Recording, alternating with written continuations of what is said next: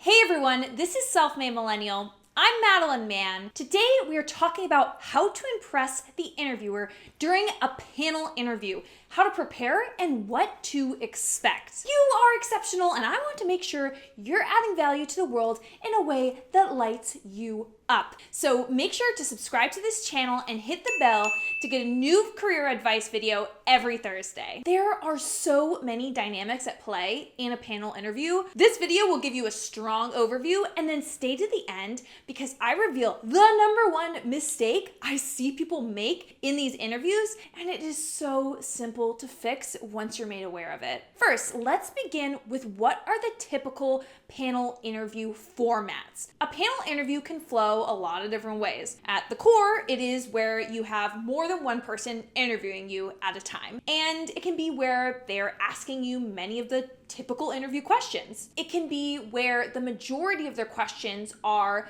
behavioral/skill-based questions. They may give you a case study, scenario, or even a presentation where you need to show your competency or your plans for the role. In this video, we will focus more on the question and answer side of a panel interview, since that is a component of many of these interview styles, but I will come out with a video very soon on the key things to know about doing presentations in the interview, so I will link everywhere when it comes out. Second, why did they choose a panel interview format? Panel formats can be more efficient. The hiring loop can receive all the information about you at the same time. It also adds an additional challenge to your communication style to see how you can present yourself in a meeting setting. And finally, sometimes they do this to put you in a high stress situation where rapid fire questions are coming at you, especially if your job is one where you are going to have to think on your feet in a high pressure situation, such as if you're an educator or a medical professional, for instance. Here are 5 tips of what to expect to make sure you rock your panel interview, and then I'm going to tell you the number one mistake I see people making and finish off with the key steps and special resources for after the interview that can really save you if you didn't do so well in the interview, or if the interviewers are maybe a little on the fence about you. First, walk into the room and shake each person's hand and have a resume printed for each of them. I'm always tempted to walk in, do a quick wave and sit down, but reaching over to them, making physical contact, that makes you look much more confident even if you're not. Then also shake their hands on the way out too. And don't leave anyone out, even if one person is an intern or a secretary there who is simply there for support. Second, what will they ask? Well, most panel interviews, if they are purely question and answer format without a presentation, they will expect you to give an overview of yourself by asking something like, tell us about yourself. This needs to be buttoned up, concise, and confident because this will really set the tone. I have a free worksheet to help you sketch this out with your own answer, and so I will link that in the description. 2 more questions that they are highly likely to ask include, why do you want to work for us? And why should we hire you? You cannot falter on these 2. You should have these answers repeating in your head like the lyrics to Call Me Maybe. I already have full videos of each of these questions where I break it down step by step, give you examples, so I will link those both in the description. And finally, the other predictable question is, do you have any questions for us? And a heads up, if they ever ask you this, your answer should always be, absolutely. Which brings us to number 3. Third, ask for the names of the interviewers on the panel ahead of time. You should have their names and titles written down in the notebook in front of you during the interview. Or if they say their names in the moment, make sure to jot those down. And then make an effort to address the panelists by their names to connect with them on an individual level. One of the best ways to impress each member is to craft questions specific to the person. Zeroing in on different individuals at different parts of the interview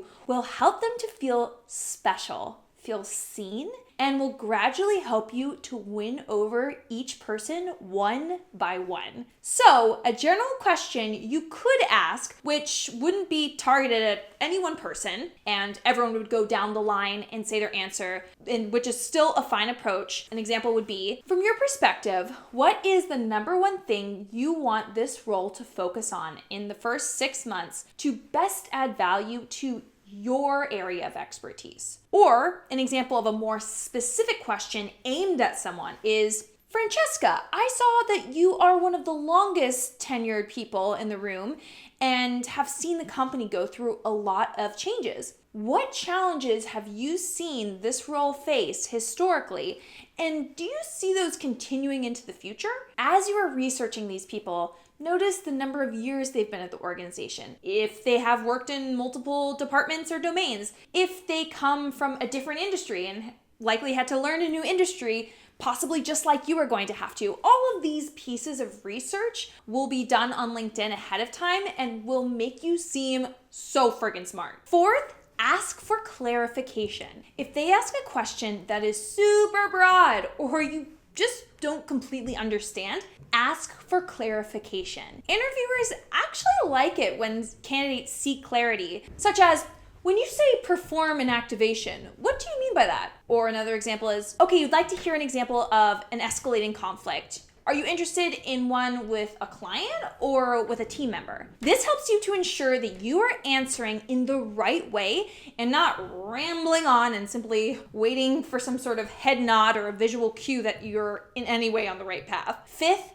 behavioral interview questions. It is likely that they will ask you behavioral interview questions, such as, tell me about a time you had to deal with a late shipment. These are questions where they are trying to understand how you handle different situations. I have a video that goes so deep in on this topic and is one of my most highly praised videos. So I will link it in the description, but let me give you a preview here. You'll want to follow prompts to get a bunch of stories from your work history on paper. I'll link a free download of some really helpful prompts. And once you have all of these stories down, look up behavioral interview questions online and practice reading a question and then matching it with one of your stories that you wrote down. There is certainly an art to it to get stories to fit multiple questions. You have to be a little bit creative with how you introduce the story, and you'll generally emphasize different points based on the questions,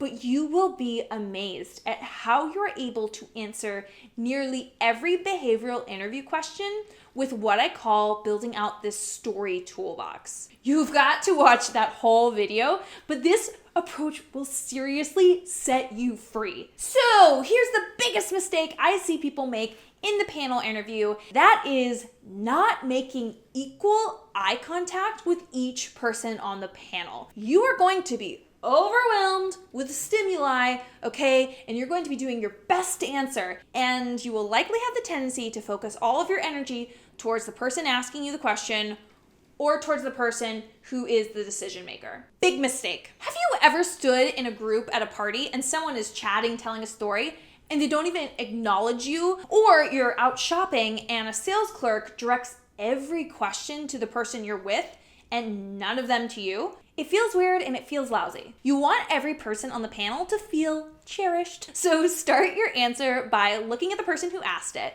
but shift your gaze to the others during the rest of your answer. Now, even if you don't do your best in the panel interview, there are a few things you can do to seal the deal. First, within 24 hours, send every panelist a thank you email. If you have any questions about how to go about doing that, I have a video that will give you all the details, and so I will link that in the description. I'll also give you a free digital download of email templates for you to use to follow up after a job interview. This is crucial to stay top of mind for the company and to show your passion and interest the right way. I will link that in the comments and in the description. Like this video and subscribe to this channel. Thanks so much, everyone. Wi-Fi high five.